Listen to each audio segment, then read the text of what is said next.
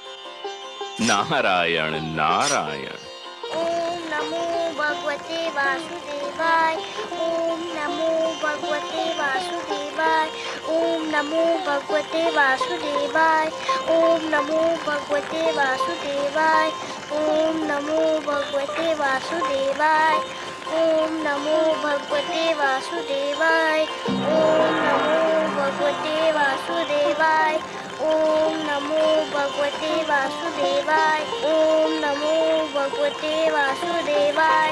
ओम नमो भगवते वासुदेवाय। ओम नमो भगवते वासुदेवाय। ओम नमो भगवते वासुदेवाय। ओम नमो भगवते वासुदेवाय। ओम नमो भगवते वासुदेवाय। ओम नमो भगवते वासुदेवाय। ओम नमो भगवते वासुदेवाय। ओम नमो भगवते। ओम नमो भगवते वासुदेवाय।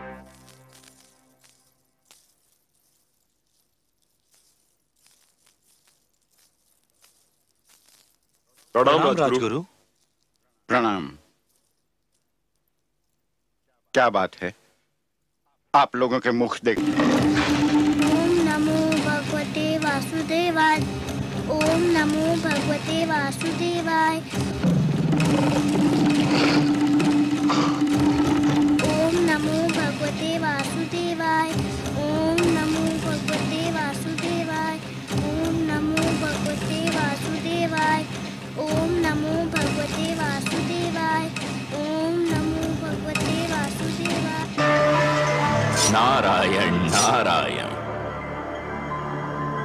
आइए देवर्षि आइए, स्वागत है आपका। बताइए, तो क्या आपकी कृपा दृष्टि हुई ध्रुव पर? क्या आपका मार्गदर्शन मिला उसे? ध्रुव का मार्गदर्शन आपने भी किसके पास भेज दिया था मुझे? वो बालक है ना, न जाने किस मिट्टी का बना हुआ है। देखने में तो छोटा सा है, परंतु संकल्प इतना दृढ़ कि बड़े बड़ों की बुद्धि चकरा जाए। इतनी छोटी सी आयु में इतनी महान अभिलाषा, और अब इस बात पर अड़ा हुआ है कि भगवान को स्वयं ही उसके पास आना पड़ेगा और इसके लिए कुछ भी सहने को तैयार है। प्रभु, उसका मार्गदर्शन करते करते तो मैं अपना मार्ग भूलते भूलते बचा। उसे मेरे मार्गदर्शन की आवश्यकता नहीं लगती प्रभु। आप ठीक कह रहे हैं देवर्षि, आप ठीक कह रहे हैं। पतंगा जब दीपक पर अपना सर्वस्व न्योछावर करने की ठान लेता है तो केवल एक ही वस्तु उसका मार्गदर्शन कर सकती है, दीपक की लौ और उस पर मर मिटने की इच्छा।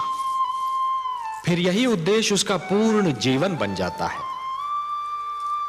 ध्रुव के मन में जिस संकल्प ने जन्म लिया है देवर्षि, उस संकल्प की पूर्ति के लिए उसका मार्गदर्शन भी वही संकल्प करेगा। उस संकल्प के अतिरिक्त और कोई उसका मार्गदर्शन कर ही नहीं सकता। एक बात पूछने को मन कर रहा है जनार्दन। तो संकोच क्यों कर रहे हैं देवर्षि? पूछिए ना। हे विश्वेश्वर, जब ध्रुव के संकल्प से ही उसका मार्गदर्शन होना था, तो फिर उसके मार्गदर्शन के लिए आपने मुझे क्यों भेजा? यदि चंद्रमा उदित ही न हो देवर्षि, तो अंधियारी रात्रि के यात्री को कौन बताए कि उसकी यात्रा किस दिशा में होनी है? आपने चंद्रमा बनकर ध्रुव की आकांक्षा को दिशा दे दी देवर्षि। यह कोई साधारण और सरल कार्य नहीं था। मैं जानता था कि यह कार्य केवल आप ही कर सकते हैं देवर्षि, केवल आप, क्योंकि आप सृष्टि के सबसे श्रेष्ठ मार्गदर्शक हैं। जो आपने किया वो केवल उचित ही नहीं था, बल्कि सराहनीय भी था। आपकी सराहना के लिए बहुत बहुत धन्यवाद नारायण। किंतु माता लक्ष्मी कभी मुझे सराहें, लगता है ये मेरे भाग्य में नहीं लिखा है।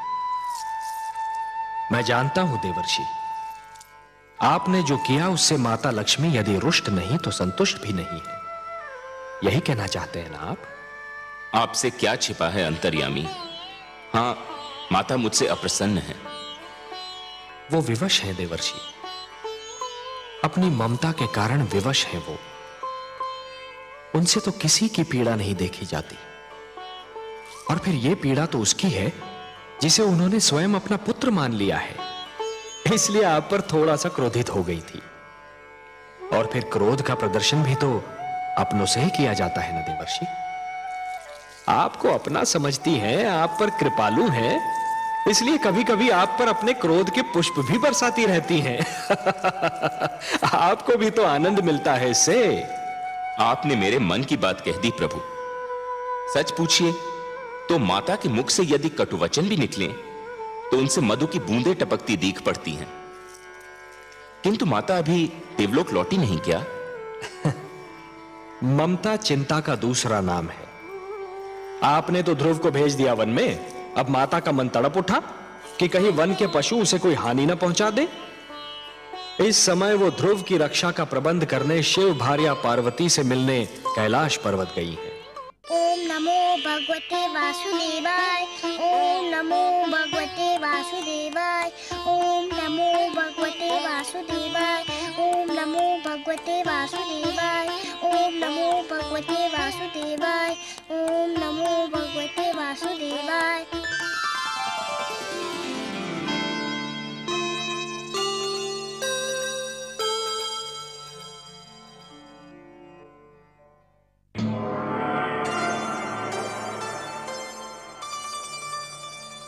प्रणाम देवी। प्रणाम। हमारे अहोभाग्य कि विष्णु भार्या ने शिवलोक में पधारकर उसे पावन कर दिया। विराजिए। लेकिन देवी, यदि आप मेरे पति भोलेनाथ के दर्शन के लिए पधारी हैं, तो वो इस समय काशी में विराजमान है। मैं आपसे मिलने आई हूँ। तब तो मैं अपने भाग्य पर जितना गर्व करूं उतना कम है देवी। मेरी समझ में नहीं आता मैं इतने महान अतिथि का सत्कार किस प्रकार करूं। ये तो आपकी महानता है जो मुझे इतना सम्मान दे रही हैं। किंतु सत्य तो ये है कि आज मैं शिवलोक में अतिथि नहीं याचक बनकर आई हूँ। एक विनती लेकर उपस्थित हुई हूँ। विनती? कैसी बातें कर रही हैं देवी? आदेश दीजिए, आज्ञा दीजिए। संपूर्ण संसार जानता है शिव के हृदय में विष्णु वास करते हैं। परंतु देवी, आपको चिंताग्रस्त देखकर मुझे आश्चर्य हो रहा है। मन में चिंता बैठी हो तो मुख दर्पण में उसकी छाया आ ही जाती है। जब कोई माँ अपने पुत्र के लिए चिंता करती है तब वो छिपाई नहीं छिपती। माँ, पुत्र? मैं कुछ समझी नहीं देवी। आप किस माँ और किस पुत्र की बात कर रही हैं? मैं अपने पुत्र की बात कर रही हूँ शिव भार्या। आपका पुत्र? ये कैसी पहेली बुझा रही हैं देवी? कोई पहेली नहीं है देवी। आप तो जानती हैं ना, मानव लोक के एक छोटे से बालक ध्रुव ने भगवान विष्णु से मिलने की ठान ली है और इसके लिए वो कोई भी कष्ट उठाने के लिए तैयार हो गया है। जानती हूँ देवी, लेकिन वो आपका पुत्र तो नहीं है। अवश्य नहीं है, पर मैं उसे अपना पुत्र मान चुकी हूँ। उसने भी मुझे माँ कहा है। देवी, यदि मेरे योग्य कोई सेवा हो तो आपकी आज्ञा सिर माथे पर। आदेश दीजिए। नन्हा ध्रुव घने वन में घोर तपस्या कर रहा है। उस वन में भयानक पशु हैं। मुझे भय है मेरे ध्रुव पे कोई संकट ना आ जाए। देवी, वनराज आपके वाहन हैं, उन पर आपका अधिकार है। मेरे ध्रुव पे कोई संकट ना आए, यही प्रार्थना लेकर मैं आपके पास आई हूँ। बस इतनी सी बात देवी। यदि इसी चिंता ने आपको पीड़ित कर रखा है तो इसे अपने मन से निकाल फेंकिए। मैं आपको आश्वासन देती हूँ कि वत्स ध्रुव पर आंच भी नहीं आने दूंगी। आप कितनी महान हैं। त्रिलोक के सबसे बड़े दानी की आप हृदय स्वामिनी हैं। आपका हृदय इतना विशाल है कि जो भी आपसे सहायता मांगने आता है उसे आप निराश नहीं करती। अब मुझे विश्वास हो गया है कि मेरे ध्रुव का अमंगल नहीं होगा। आपकी जय हो देवी पार्वती, जय हो।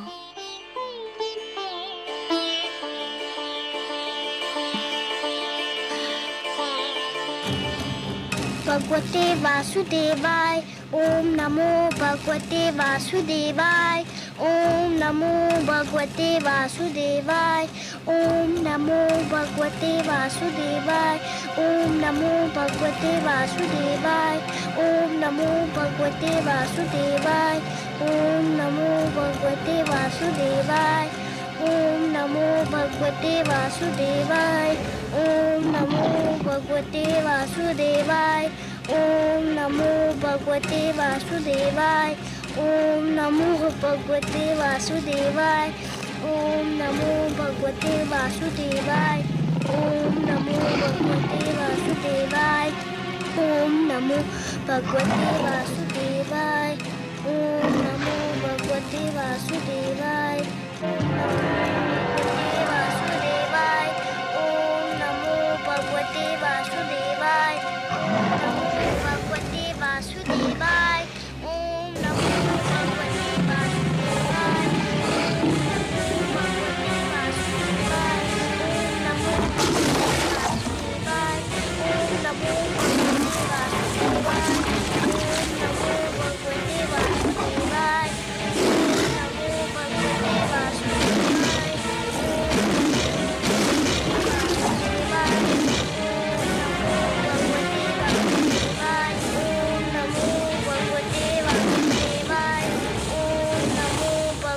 वासुदेवाय। ओम नमो भगवते वासुदेवाय। ओम नमो भगवते धन्य हो पुत्र, वासुदेवाय। धन्य है तुम्हारी ये तपस्या, तुम्हारा ये विश्वास, तुम्हारा ये दृढ़ निश्चय। पुत्र, तुम्हारी ऐसी तपस्या से तो बड़े बड़े ऋषि मुनि भी सीख लेंगे। तुम्हारा सदैव कल्याण हो, यही मेरा आशीर्वाद है। तुम्हें सदैव सफलता मिले पुत्र, यही मेरी कामना है।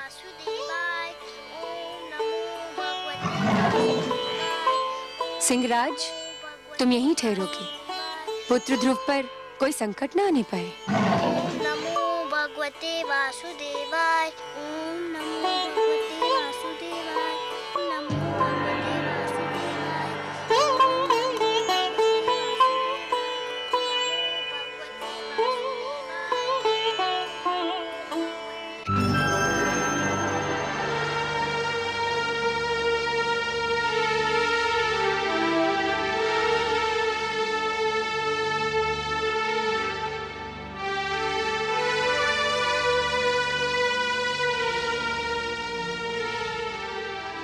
आइए देवी, पधारिए। कहिए कैसा रहा आपका ध्रुव अभियान? आपकी कृपा से भोलेनाथ, ध्रुव को कोई हानि नहीं पहुंची। वो बाल बाल बच गया।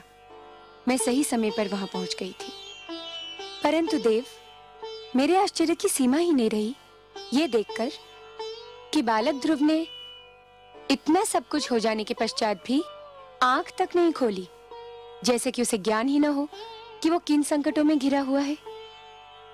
वातावरण से अनजान वो बालक आंखें मूंदे दृढ़ संकल्प के साथ मंत्र जाप करता रहा। इसमें आश्चर्य की क्या बात है देवी? ध्रुव का तो अर्थ ही होता है अटल और दृढ़ निश्चय।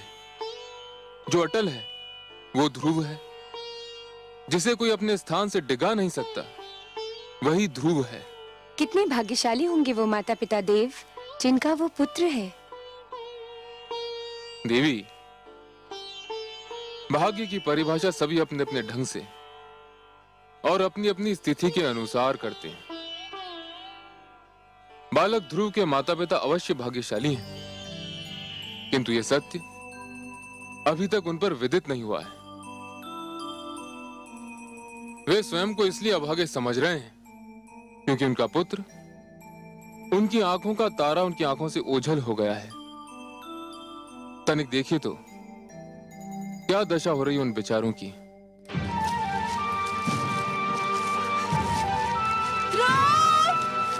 पुत्र ध्रुव,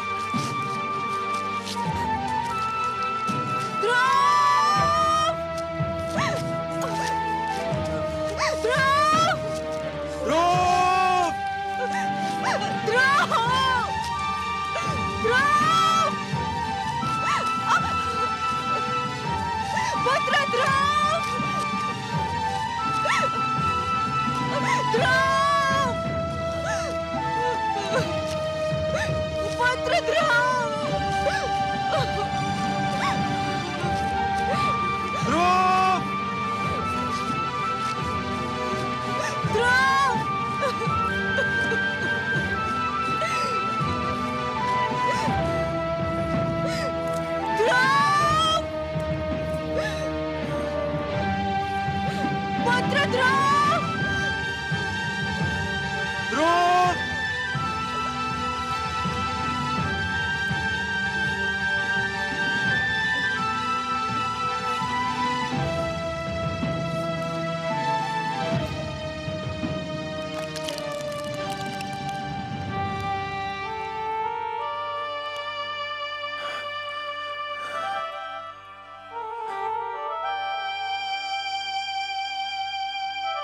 नहीं नहीं, हे जल, हम प्यास से तड़प रहे हैं, परंतु हम तुझसे अपनी प्यास कैसे बुझाएं?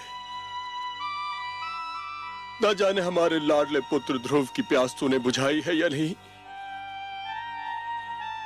कहीं ऐसा ना हो कि हम तुझसे अपनी प्यास बुझा लें और हमारा पुत्र तेरी एक एक बूंद को तरसता रहे।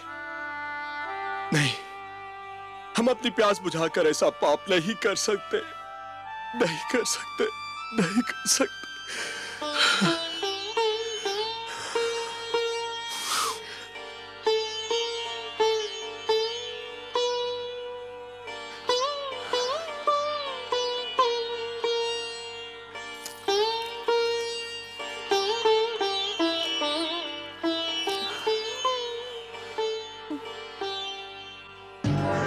नारायण नारायण। देवऋषि आप, महारानी सुनीति, लगता है हमारे भाग्य जाग गए। आपके दर्शन करके तो हम धन्य हो गए। न जाने कब से हमारी आंखें आपके दर्शनों की प्यासी थी। आंखों की प्यास यदि बुझ गई हो तो अब आप जल से अपनी प्यास बुझाएं।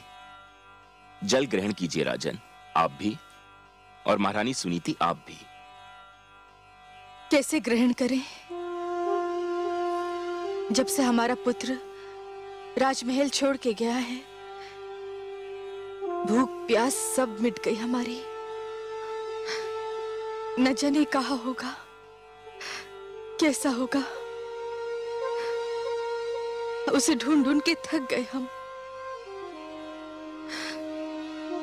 राजभवन का पाला हुआ न जाने किन मार्गों में ठोकरें खा रहा होगा वो।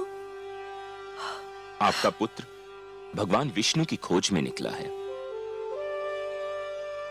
जो भगवान की खोज में निकलते हैं, जिनके मन में वो रम जाते हैं, उन्हें भगवान अपनी अनुकंपा की छत्र छाया में ले लेते हैं। संसार की कोई भी विपदा उन्हें छू भी नहीं सकती। हमारा पुत्र कहाँ है इस समय? मैं ये तो नहीं बता सकता देवी, परंतु इतना अवश्य कह सकता हूं, वह जहां भी है सुरक्षित है। क्या हम उसे मिल सकते हैं देवऋषि? यह भी संभव नहीं है, क्योंकि ध्रुव भगवान विष्णु के अतिरिक्त किसी से मिलना नहीं चाहता। फिर आप उससे कैसे मिल सकते हैं? हे देवर्षि, क्या हम उसकी एक झलक भी नहीं देख सकते? नहीं देवी, यह भी संभव नहीं है। क्यों संभव नहीं? इसलिए क्योंकि उसे स्वयं भगवान विष्णु की एक झलक देखने की धुन है, इसलिए आप उसे देख न पाएंगी। मेरा परामर्श मानेंगे राजन? आज्ञा दे प्रभु। आप अपनी राजधानी लौट जाइए। यह संभव नहीं है देवऋषि। मैं प्रण कर कर निकला था कि लौटूंगा तो ध्रुव को साथ लेकर, नहीं तो मैं भी नहीं लौटूंगा।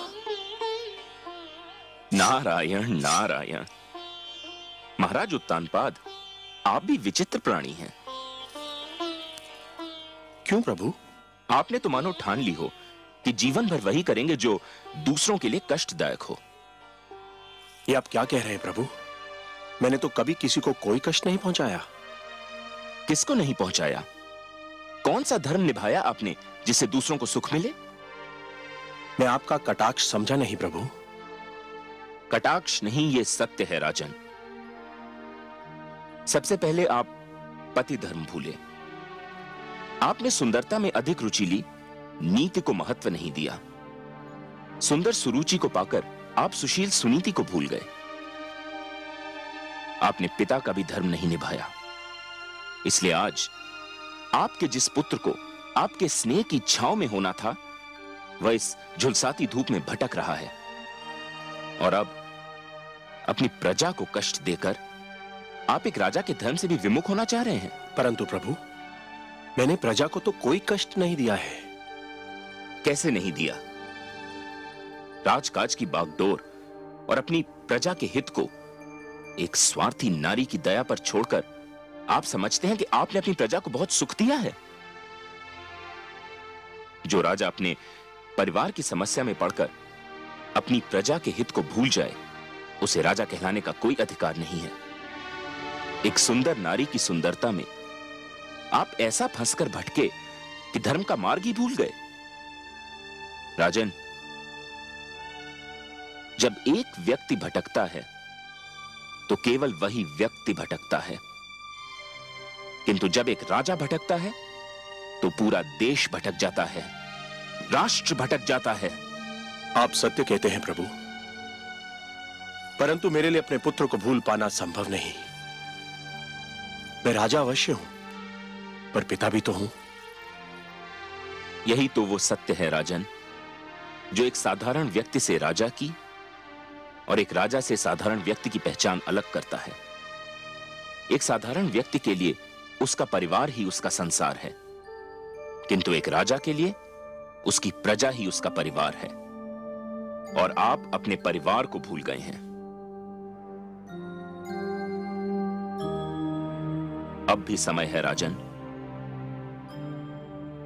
अपनी भूल का प्रायश्चित कर लीजिए, घर लौट जाइए।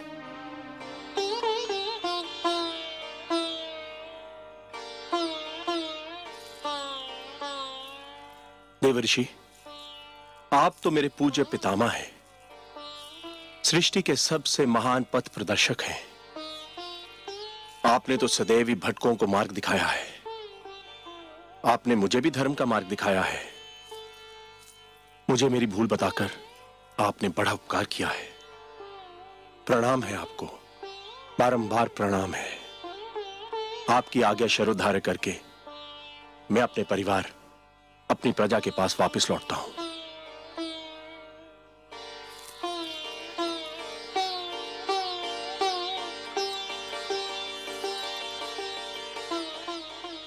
चलिए महारानी।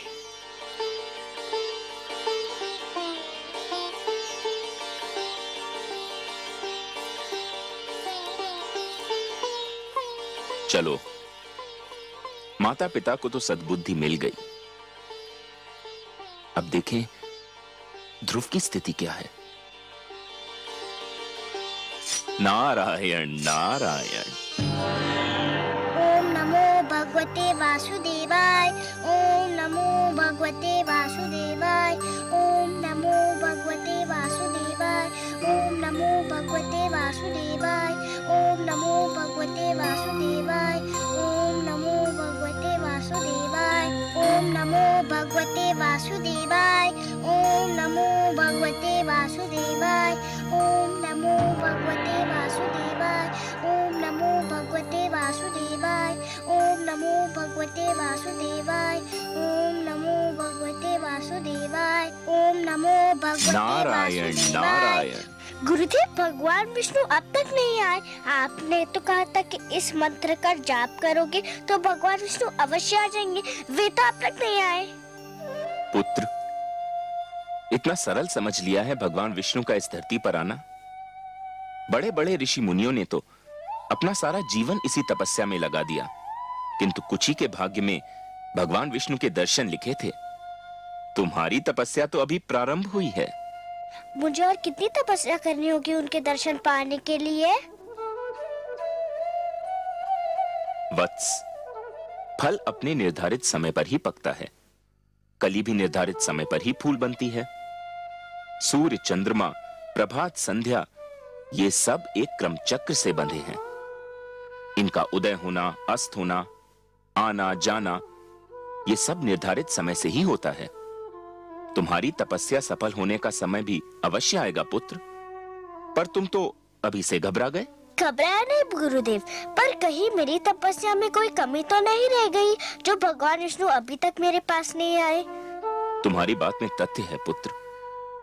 तुमने मुझे सोचने पर विवश कर दिया है, क्योंकि ये तो सत्य है कि मेरे नारायण उन्हीं से प्रसन्न होते हैं जिनके मन में उनके अतिरिक्त किसी का ध्यान न हो, जिनके नेत्रों में उनके अतिरिक्त किसी की छवि न हो, जो उनके दर्शन के अतिरिक्त कोई अभिलाषा न रखते हों, जो सारी कामनाओं का, सारे बंधनों का त्याग कर चुके हों, जो पूर्ण रूप से समर्पित हों। आप ही तो मेरे गुरु हैं, आप ही तो मेरे मार्गदर्शक हैं। आप भी बता सकते हैं कि मैं और क्या करूं जो भगवान विष्णु मेरे पास आ जाए?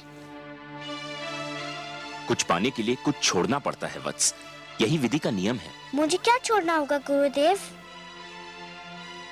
तुम बहुत बड़ी वस्तु पाना चाहते हो, अतएव तुमको बहुत बड़ी वस्तु छोड़नी पड़ेगी। आप उस वस्तु का नाम बताइए, मैं उसे छोड़ दूंगा। खाना छोड़ सकते हो? हाँ छोड़ दूंगा, तब तो भगवान विष्णु मेरे पास आ जाएंगे ना? अवश्य आएंगे, अवश्य आएंगे पुत्र। कोई कितना भी आग्रह करे, कितना भी विवश करे, बस तुम खाने को हाथ मत लगाना, फिर देखो कितना शीघ्र भगवान का मन पिघलता है।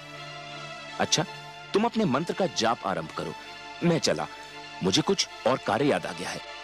ओम नमो भगवते वासुदेवाय, ओम नमो भगवते वासुदेवाय, ओम नमो वासुदेवाय, ओम नमो भगवते वासुदेवाय, ओम नमो भगवते वासुदेवाय। आंखें खोलो पुत्र, लो तुम्हारे लिए फल लाई हूँ। मैं नहीं खाऊंगा माते। क्यों, क्या भूख नहीं लगी? लगी है, पर मैं कुछ नहीं खाऊंगा। पर क्यों नहीं खाओगे? मेरे गुरु का यही आदेश है। आदेश? क्या आदेश है? क्या कहा देवर्षि ने तुम्हें? उन्होंने कहा है कि यदि मैं खाना छोड़ दूं तो भगवान विष्णु शीघ्र मेरे पास आ जाएंगे। पुत्र तुम अभी बहुत छोटे हो, खाओगे नहीं तो रहोगे कैसे? भूख तुमसे सहन नहीं होगी। मैं सहन करूंगा, सब कुछ सहन लूंगा, भूखा रह लूंगा, पर जब तक भगवान विष्णु मेरे पास नहीं आ जाते मैं कुछ नहीं खाऊंगा। ओम नमो भगवते वासुदेवाय, ओम नमो भगवते वासुदेवाय, ओम नमो भगवते वासुदेवाय, ओम नमो भगवते वासुदेवाय, ओम नमो भगवते वासुदेवाय, ओम नमो भगवते वासुदेवाय, ओम नमो भगवते वासुदेवाय।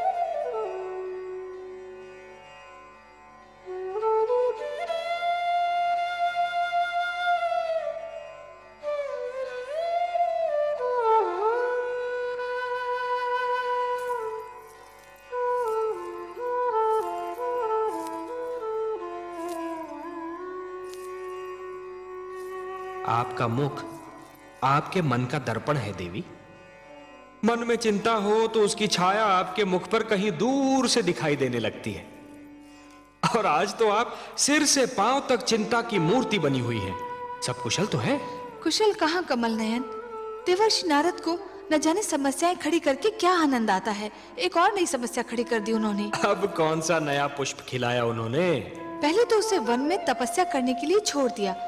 मुझे यही चिंता क्या कम थी कि वन के पशुओं से उसकी रक्षा कैसे होगी, और अब उन्होंने ध्रुव को आदेश दिया है कि आहार भी त्याग दे।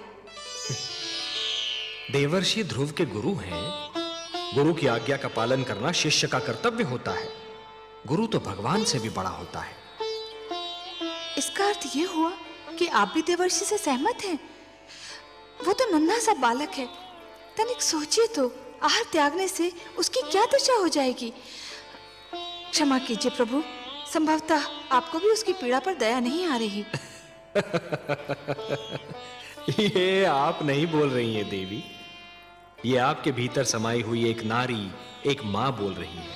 यही समझ लीजिए करुणा सिंधु, पर मुझसे उसकी दशा देखी नहीं जाती। दया कीजिए उस पर, दया कीजिए मुझ पर। मुझे आपसे सहानुभूति है देवी, पर मुझे खेद है, मैं पक्षपात नहीं कर सकता। पक्षपात? कैसा पक्षपात प्रभु? धरती पर मनुष्य लोक में मेरे अगणित भक्त हैं। माना कि ध्रुव सर्वस्व त्याग कर मेरा दर्शनाभिलाषी है देवी, परंतु जो मेरे साधारण भक्त हैं उनका भी तो मुझ पर अधिकार है। आप तो जानती हैं देवी कि जो भी सच्चे मन से मुझे पुकारे मैं उसी का हो जाता हूं। तो फिर यह कैसे संभव है देवी कि मैं अपने असंख्य भक्तों को भूलकर केवल एक बालक को कृतार्थ करूं? देवी, सूर्य अपना प्रकाश बांटते समय राजा के महल और दीन की कुटिया में अंतर नहीं करता। वर्षा का बादल मधुवन पर बरसता है तो मरुस्थल की प्यास भी बुझाता है। तो फिर यह कैसे संभव है देवी कि मैं अपने भक्तों में पक्षपात करूं? हे महादेवी, ये मत भूलिए कि ईश्वर भी ईश्वरत्व के नियम से बंधा है, और ईश्वरत्व का नियम है समानता। मेरी दृष्टि में समस्त मानव जाति समान है। मैं धरती पर जा अवश्य सकता हूं देवी, किंतु समस्त मानव समूह के कल्याण के लिए, केवल किसी एक के कल्याण के लिए नहीं। चाहे मेरा ध्रुव भूख प्यास से दम ही क्यों न तोड़ दे।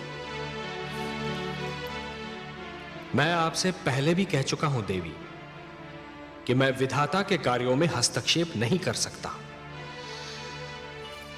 मुझे आपसे सहानुभूति है, परंतु यदि विधाता ने उसके भाग्य में यही लिख दिया हो तो फिर यही होकर रहेगा।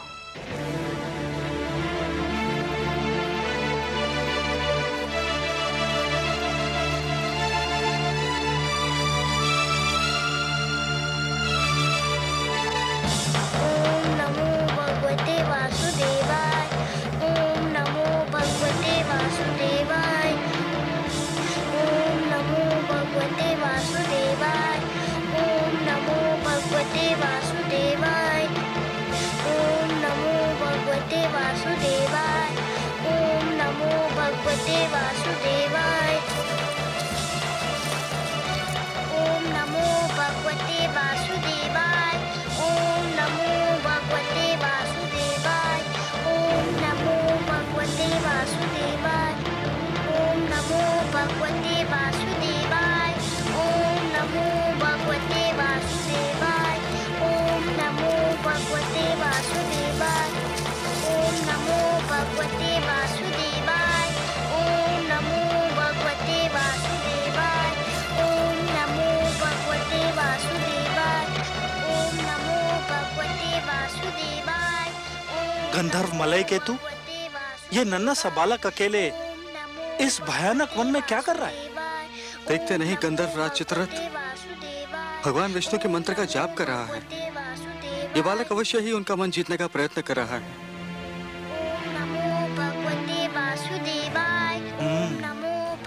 ये तो चिंता का विषय है गंधर्व राज।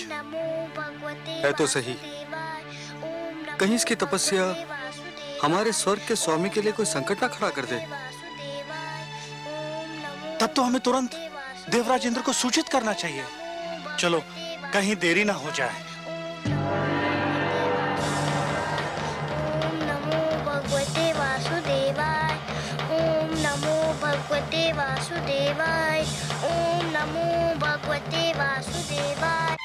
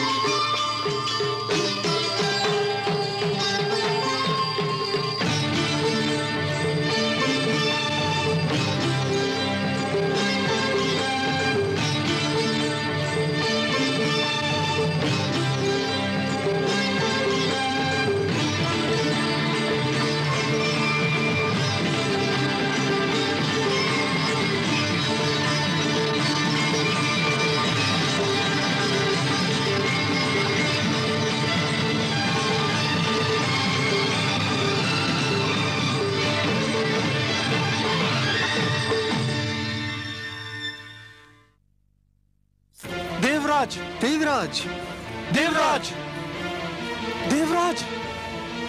क्या बात है गंधर्वराज चित्ररथ? क्या हुआ गंधर्व मलय केतु? तुम दोनों इतने घबराए हुए क्यों लग रहे हो? क्या कहीं कोई अनर्थ हो गया? अनर्थ हुआ तो नहीं देवराज, पर हो अवश्य सकता है। स्वर्ग पर संकट की छाया है। क्या कह रहे हो? तुम तो लगता है अपना मस्तिष्क ही खो बैठे हो। तुम बताओ मलय केतु, क्या बात है?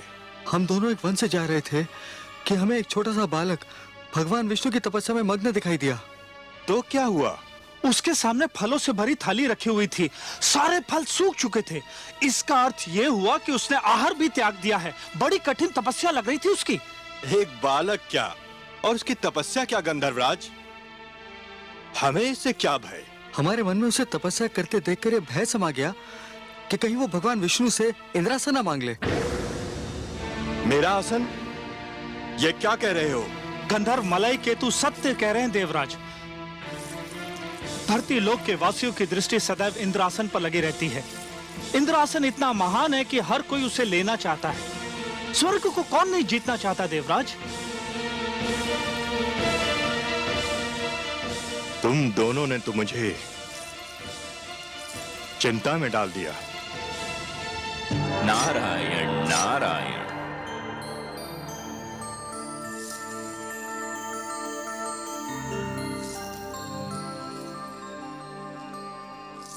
बड़ी शुभ घड़ी में पधारे आप देवर्षि।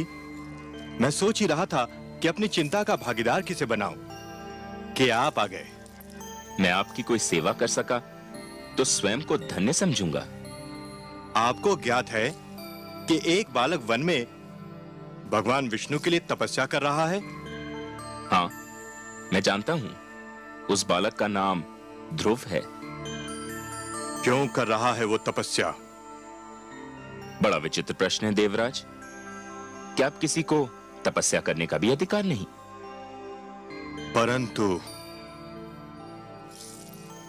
उसकी तपस्या का कोई तो उद्देश्य होगा। तपस्या, साधना, भक्ति और आराधना ये व्यक्तिगत कार्य हैं देवराज। जो जिसकी पूजा करता है वही उसका उद्देश्य समझता है। आराधक और आराध्य के बीच आने का किसी को भी अधिकार नहीं। मुझे इतना भोला न समझिए देवर्षि। धरती के वासी स्वार्थ के बिना ईश्वर की पूजा भी नहीं करते। इस बालक का भी अवश्य ही कोई स्वार्थ है। मानता हूं देवराज, आप सत्य कह रहे हैं, किंतु ध्रुव के विषय में कहना उचित न होगा। क्यों? मानव लोक के वासियों के मन में साधारणतया दो ही प्रलोभन होते हैं। या तो उन्हें सत्ता का लोभ होता है या फिर धन का। ध्रुव महाराज उत्तानपाद का ज्येष्ठ पुत्र है, सो उसे सत्ता का क्या लोभ होगा? सत्ता तो आज नहीं तो कल उसके हाथों में आनी ही है। और आप तो जानते ही हैं देवराज कि धरती पर जिसके हाथों में सत्ता होती है उसके चरणों में धन का ढेर लग जाता है। सो ध्रुव को धन का भी लोभ नहीं हो सकता। हमारे गंधर्व तो कुछ और ही सोचते हैं। क्या सोचते हैं आपके गंधर्व? इनका विचार है और हमारे विचार में इनका विचार कुछ अनुचित भी नहीं कि ध्रुव भगवान विष्णु से वरदान में हमारा सिंहासन मांगने वाला है। नारायण नारायण। देवराज, धरती पर कई बार प्रलय आई और फिर सृष्टि की रचना भी हुई। युग बदले, शताब्दियां बदली, कल्प बदले, मनवंतर बदले, पर नहीं बदले तो आप। उधर क्षण भर को किसी ने साधना में आंख क्या बंद कर ली, इधर आपका सिंहासन डोल गया। विश्वास कीजिए देवराज, ध्रुव का ऐसा कोई उद्देश्य नहीं है। आप जानते हैं देवर्षि की इंद्रासन पर सबकी आंखें लगी रहती हैं। पहले भी कई बार कई लोग इसे हथियाने का प्रयास कर चुके हैं। मुझे यही चिंता है। आपको चिंतित रहने का इतना अभ्यास हो चुका है देवराज कि यदि आप चिंतित न लगें तो अधूरे से लगते हैं। ध्रुव की दृष्टि में इंद्रासन तुच्छ है। उसकी दृष्टि तो कहीं और ऊंचाई पर लगी हुई है। परंतु आप चाहते क्या हैं देवराज? मैं चाहता हूं कि उसकी तपस्या में बाधा पड़ जाए, उसकी साधना टूट जाए। आप अपनी इच्छा के स्वामी हैं देवराज, किंतु इतना जान लीजिए कि ध्रुव के मन में जो सूर्य उदय हो चुका है उसे विरोध की कोई भी घटा ढांप नहीं सकती। उसके जीवन में जिस सुगंध ने जन्म ले लिया है उसे कोई भी दीवार रोक नहीं सकती। मैं रोकूंगा उसे, आप देखते जाइए। अवश्य दिखाइए। मुझे तो यूं भी आपकी लीला देखने में बड़ा आनंद आता है। नारायण नारायण। रक्षिता, आज्ञा देवराज। रक्षिता, तुम्हें अभी इसी समय धरती पर जाना है, उस वन में जाना है जहां एक नन्हा बालक ध्रुव भगवान विष्णु के लिए तपस्या कर रहा है। तुम्हें उसकी तपस्या भंग करनी है। जो आज्ञा देवराज। उसकी तपस्या भंग करने का ढंग मैं बताता हूं तुम्हें, ध्यान से सुनो। ओम नमो भगवते वासुदेवाय। ओम नमो भगवते वासुदेवाय। ओम नमो भगवते वासुदेवाय। ओम नमो भगवते वासुदेवाय। ओम नमो भगवते वासुदेवाय। ओम नमो भगवते वासुदेवाय। ओम नमो भगवते वासुदेवाय। ओम नमो भगवते वासुदेवाय। ओम नमो भगवते वासुदेवाय।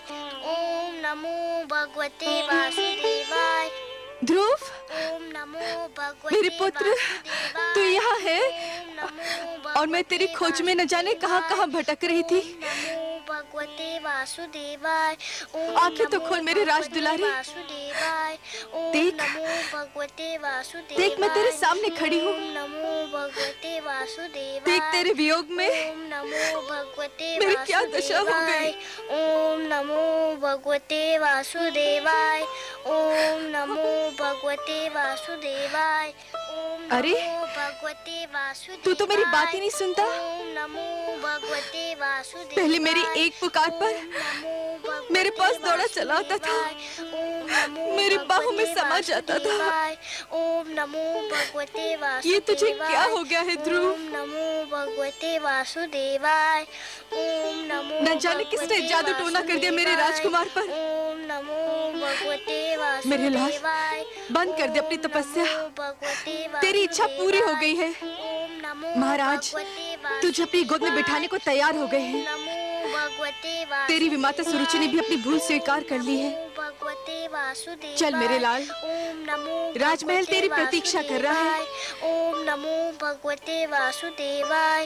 ओम नमो भगवते वासुदेवाय। हाय मेरे भाग्य, मेरी आंखों की तारे, मेरे मन के चैन, ये तेरी आयु नहीं तपस्या करने की। अभी तो तेरे खेलने कूदने के दिन है। तूने अभी जीवन में देखा ही क्या है। तुझे मेरी सौगंध, बंद कर दे ये जाप। नमो भगवते वासुदेवाय। ओम नमो भगवते वासुदेवाय। यदि तूने ये जाप नहीं बंद किया तो मैं अभी यही तेरे सामने अपने प्राण त्याग दूंगी। ओम नमो भगवते वासुदेवाय। ओम नमो भगवते वासुदेवाय। ओम नमो भगवते वासुदेवाय। ओम नमो भगवते वासुदेवाय। ओम नमो भगवते वासुदेवाय। ओम नमो भगवते वासुदेवाय। ओम नमो भगवते वासुदेवाय। ओम नमो भगवते वासुदेवाय। ओम नमो भगवते वासुदेवाय। ओम नमो भगवते वासुदेवाय। ओम नमो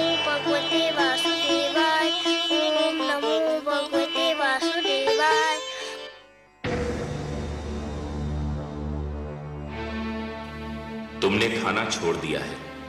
यदि पानी पीना भी छोड़ दो तो भगवान विष्णु और भी शीघ्र तुमसे मिलने आ जाएंगे। ओम नमो भगवते वासुदेवाय। ओम नमो भगवते वासुदेवाय।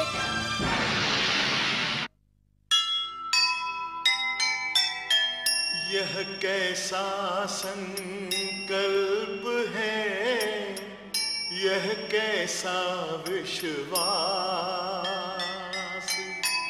सब संकट सहती गई, प्रभु दर्शन की आस। देवलोक में मच गया भीषण हाहाकार। डिगा नहीं ध्रुव का हृदय, देव गए सब हार। देव गए सब हार।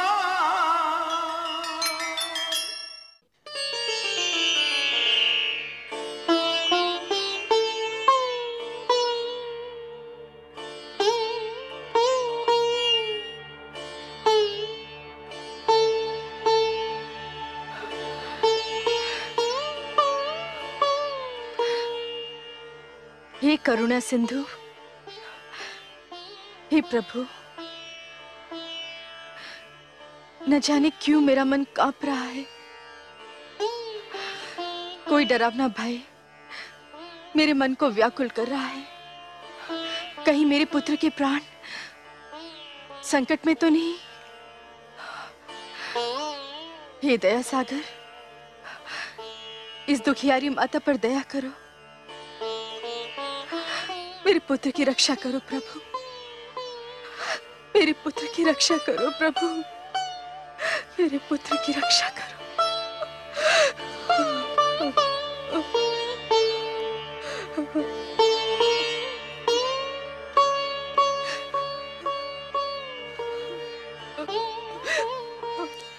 मेरे पाप का दंड मेरे पुत्र को न देना परमेश्वर।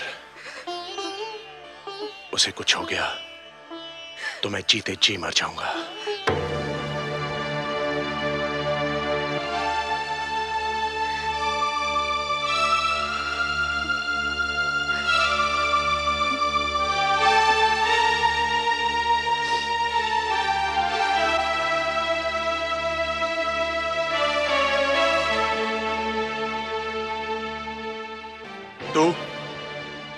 तू क्या करने आई है यहां? इसकी ममता के संसार में आग लगाकर उसके जलने का दृश्य देखने आई है? नहीं महाराज। क्या मिला तुझे हमारा सुख चैन छीनकर? धिक्कार है तुझे। चली जा, चली जा, नहीं तो मैं अपने क्रोध पर नियंत्रण नहीं रख पाऊंगा। जाने दीजिए स्वामी, जाने दीजिए। आप नहीं जानती महारानी सुनीति, यह सब इसी दुष्नारी का किया धरा है। ना ये ध्रुव को हमारी गोद से उतारती और ना हमें ये दुख भरे दिन देखने पड़ते। मैं कहता हूं चली जा, चली जा यहां से, कहीं मेरे हाथों से तेरी हत्या ना हो जाए। ऐसा मत कहिए स्वामी। सुरुचि को दोष देकर हम केवल अपने मन को बहला सकते हैं। ये तो नियति का खेल है। भाग्य में पुत्र वियोग लिखा था, सुमिल कर रहा। इसमें सुरुचि क्या करती? मैं नहीं मानता। भूल हम करते हैं और दोष हम भाग्य को देते हैं। ध्रुव सदैव इसकी आंखों में कांटे की तरह खड़कता रहा। इसी के कारण हमारा पुत्र राजमहल छोड़कर चला गया। मैं जानता हूं इसे। ये बड़ी अभिमानी है, बड़ी निर्दयी है ये। इसकी महत्वाकांक्षाओं का भी कोई अंत नहीं और इसे किसी के दुख का भी कोई ध्यान नहीं। मैं तो कहता हूं कि यदि इसका उत्तम कहीं चला जाता तो इसे पता चलता कि पुत्र वियोग क्या होता है। ये आप क्या कह रहे हैं स्वामी? दुखी होने का अर्थ ये नहीं कि कोई अपना विवेक ही खो दे। भगवान ना करे हमारा उत्तम कहीं चला जाए। वही तो इस राजभवन का कुलदीपक है। हमारा एक पुत्र तो न जाने कहां भटक रहा है। आप चाहते हैं कि हमारा दूसरा पुत्र भी हमसे दूर हो जाए? उत्तम केवल सुरुचि का ही पुत्र तो नहीं, वो मुझे भी माता कहकर पुकारता है। आप नहीं जानते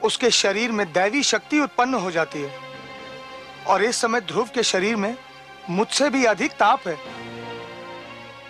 मेरी लपटें उसका कुछ नहीं बिगाड़ सकती। तो उसके और निकट क्यों नहीं गए? उसके सर्वथा निकट जाकर उसे भयभीत करना चाहिए था। असंभव था देवराज। यदि मैं उसके निकट जाता तो स्वयं भस्म हो जाता और इस समय उसमें जो शक्ति है उसे कोई भी पराजित नहीं कर सकता। नारायण नारायण,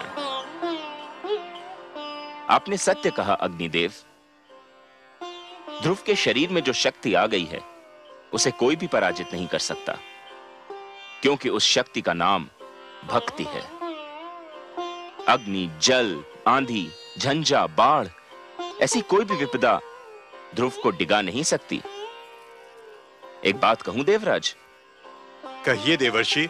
बात क्या, एक छोटा सा परामर्श है आपके लिए। तो प्रदान कीजिए। अग्निदेव, ध्रुव के पास जो ज्वाला चक्र छोड़ आए हैं वह ध्रुव का तो कुछ नहीं बिगाड़ सकता।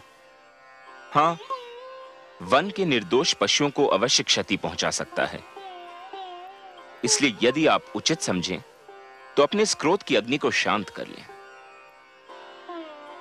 आप ठीक कह रहे हैं देवर्षि। अग्निदेव, हमारी चिंता का विषय तो वह बालक ध्रुव है, जंगल के वे निर्दोष प्राणी नहीं। कृपया आप शीघ्र जाइए और जंगल में लगी ज्वाला को शांत कर दीजिए। जो आज्ञा देवराज।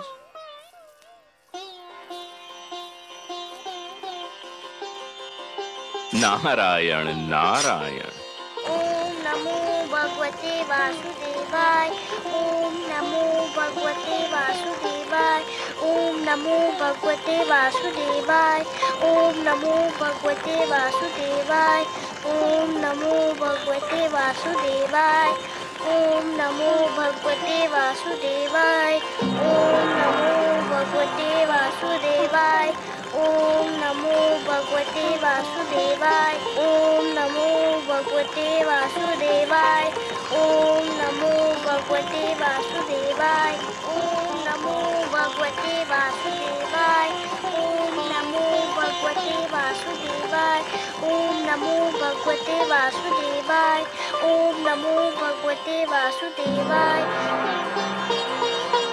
ओम नमो भगवते वासुदेवाय। ओम नमो भगवते वासुदेवाय। ओम नमो भगवते। ओम नमो भगवते वासुदेवाय।